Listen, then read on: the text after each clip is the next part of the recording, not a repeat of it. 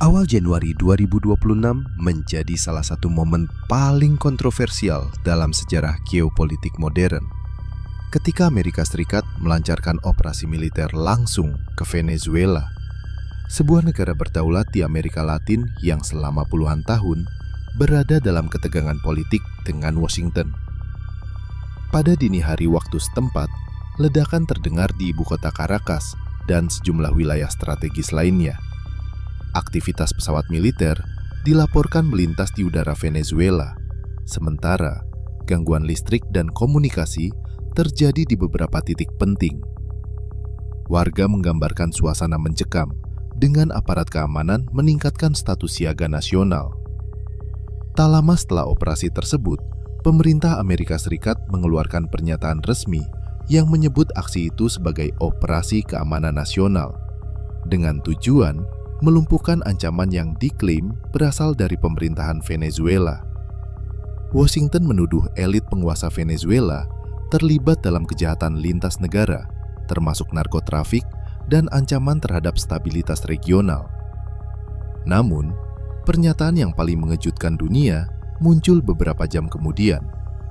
Amerika Serikat mengklaim telah menangkap Presiden Venezuela, Nicolas Maduro, beserta istrinya dalam operasi tersebut. Menurut klaim Washington, keduanya kemudian diterbangkan keluar dari Venezuela untuk menghadapi proses hukum di Amerika Serikat.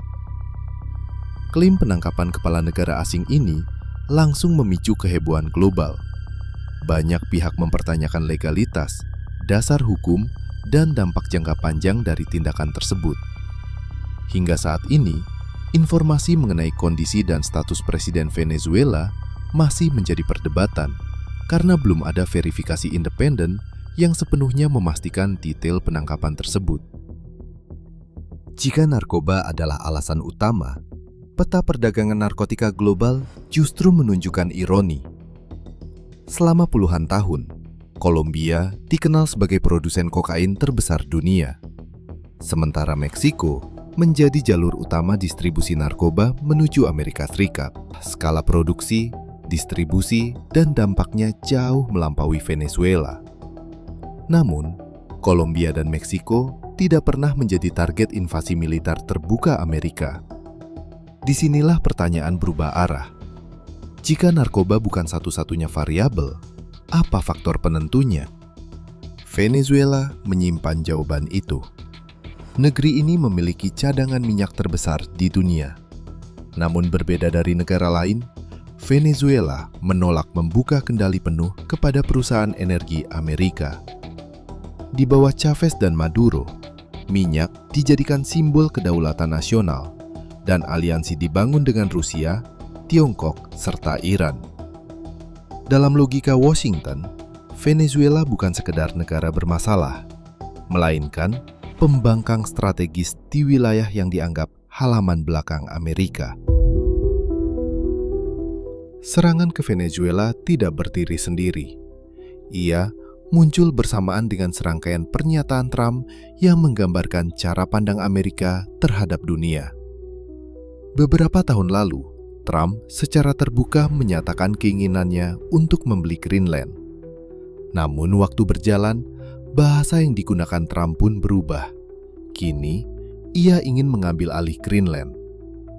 Perubahan istilah ini bukan sekedar soal pilihan kata. Dalam politik global, bahasa adalah sinyal. Membeli berarti negosiasi, kesepakatan, dan persetujuan bersama.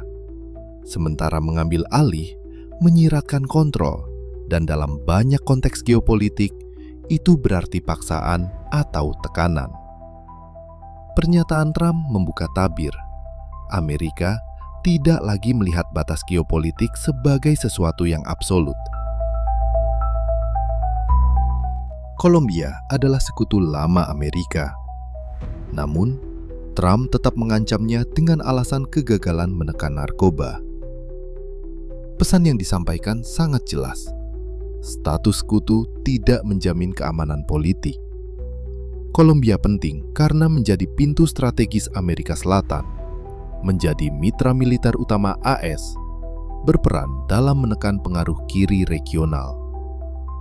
Ancaman Trump menunjukkan bahwa aliansi bersifat transaksional. Ketika kepentingan terganggu, tekanan akan tetap datang.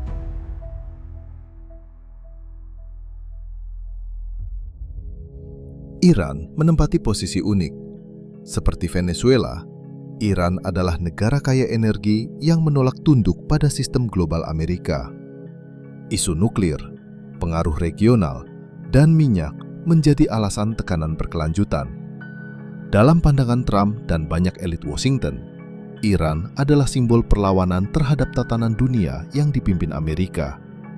Dan seperti Venezuela, Iran terus berada di ambang konflik terbuka.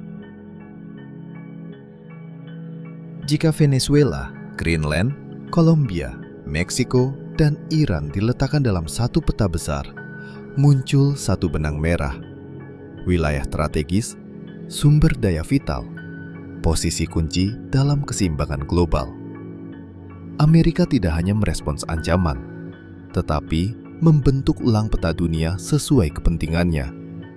Narkoba, demokrasi, dan keamanan seringkali dijadikan bahasa resmi dalam setiap intervensi. Namun di balik narasi itu, yang sesungguhnya dipertaruhkan adalah pengaruh politik, kendali energi, dan dominasi global. Cara sebuah negara adidaya membenarkan langkahnya untuk mencaplok, menguasai, atau mengendalikan energi dan sumber daya negara serta wilayah lain. Sejarah menunjukkan alasan bisa berubah-ubah, tetapi kepentingan hampir selalu sama. Dan ketika propaganda berhasil membentuk opini, intervensi pun terlihat sah. Venezuela bukanlah akhir dari cerita ini.